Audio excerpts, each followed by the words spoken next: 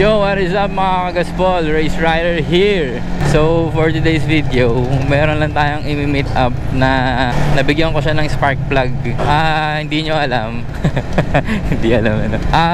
Ako kasi randomly namimigay ako ng mga spare ko ng mga pyesa, especially yung mga galing kay RCB Philippines at Uma Racing Philippines. So luckily itong hindi ko alam kung ano pangalan niya baka Renz, kasi RNZ yung name niya RNZ Conception. So randomly na-pick ko siya. Ang reason is parang nag-congrats siya sa akin. So syempre dahil siya yung nag-iisa na nag-congrats sa akin, binigyan natin siya ng regalo. So yun, papunta ako ngayon sa kanya. Nasa ano na siya, Centro Mall, Malolos. From Pandi yata siya, kung hindi ako nagkakamali. Yan. So unang-una, syempre maraming salamat kay Uma Racing Philippines and Racing Boy Philippines sa pag-sponsor sa atin ng parts and accessories. Yan, Sir LJ, Sir Bernie, Sir Bob, Sir Ben, thank you po sa inyo. Kahit laspag tong motor ko inaanohan nyo ako, ini-sponsoran nyo ako. So ngayon yan, papunta na tayo sa kanya.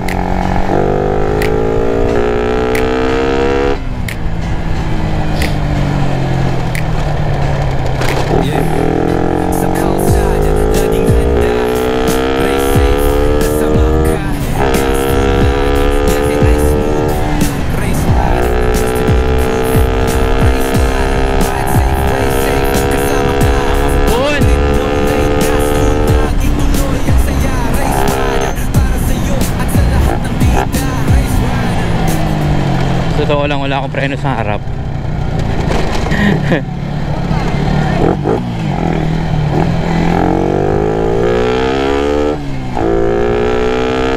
Kung makikita nyo, wala yan.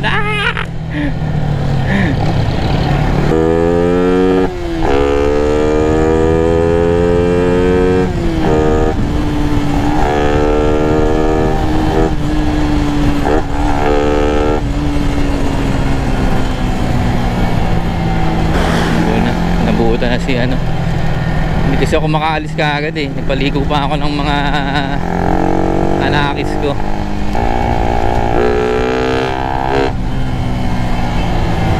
So mapapansin nyo, tahimik lang yung motor. Bagang umuugong lang dyan is yung throttle body. So sa mga magtatanong, naka 34mm ako na throttle body. Syempre Uma Racing yan. Tapos naka back pressure ako na exhaust from Uma Racing din yan. So lately ko lang na-discover na ang ganda pala ng tandem ng dalawa na yan. Kasi yung exhaust hindi maingay, mas maingay yung throttle body. Very good para sa akin yung ganyan. Kaya pag itetest nila yung ano, yung kunyari ma-checkpoint yan, tapos i-check nila yung exhaust natin, tahimik lang yun, naririnig nyo lang ano yan, throttle body ang umuungol na yan. Maliligo na tayo sa ulan ito.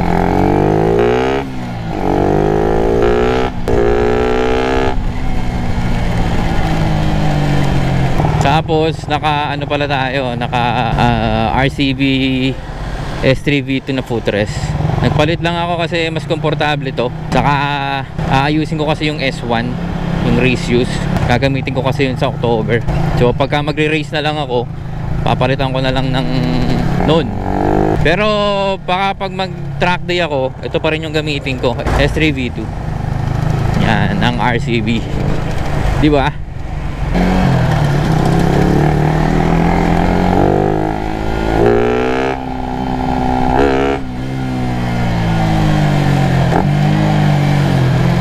Nasaan na kaya siya?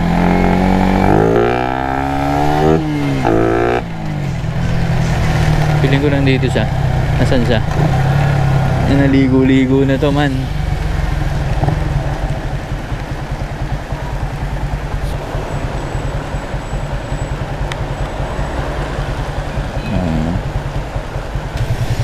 Nandun pala sila sa ano, sa basta dun, somewhere there.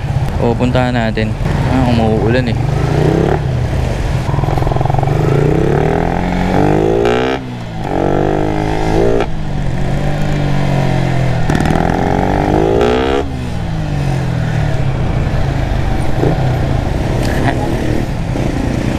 What's up? Sorry. Kakaano ko lang. Kaulan. Pero okay lang yan. Cowboy naman tayo. Saan kayo galing pa? Paumbong. Dito kayo galing? Oo, dito. Oo. Picture lang kita man. Sorry ah.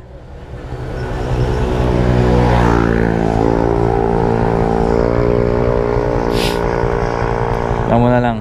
1, 1, 2. 1, 2, 3. Pangalan mo, Renz ba? Pwede pa dito. Wala problema. Nasawa ko eh. Kala niyo hindi ka na.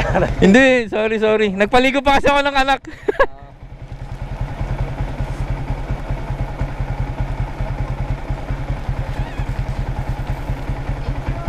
Thank you. Sorry ha, inabutan kayo ulan ha. Sorry.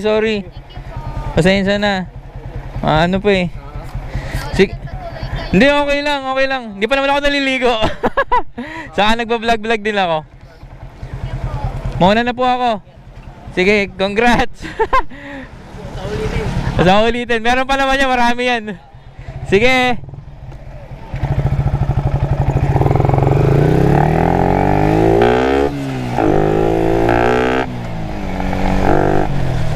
Diba? May napapasaya tayong mga tao sa Siemay. Lagay ko nga yung ano ko.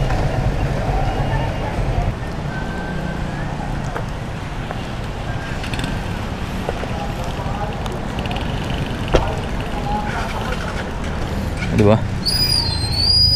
Napaka-comfy talaga nitong S3 V2. Promise. No, walang halong biro. Para lang magkaroon kayo ng idea, ito ay mas mataas sa footrest na V2. Pero syempre mas mababa ito sa sa S1.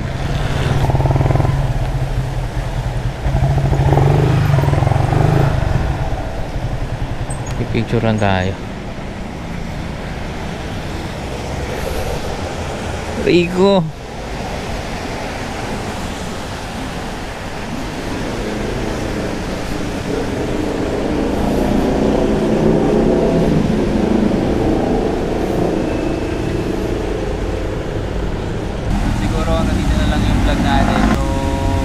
Shoutout sa RCP Philippines saka Uma Racing Philippines. Sir LJ, Sir Bernie, Sir Bob, Sir Ben. So thank you.